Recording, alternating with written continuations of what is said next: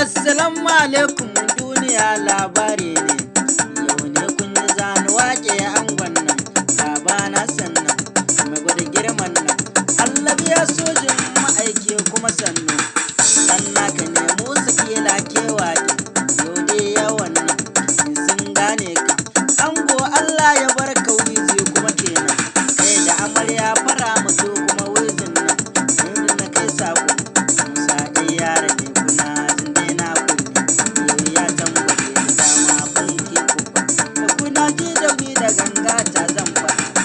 Allah dai ya bar amarya da ango mutu. Gida na aure ya cika yaye da ni na kunne. Musa yar kelan. Ban gidi mu je zuwa sai na zo da su. Yau sakon ba ango ka san da amarya ne.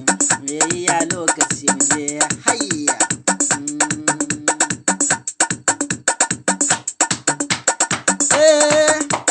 Zani kiɗi ne waka sanni zan buga tambari. Ranar wanka ba ko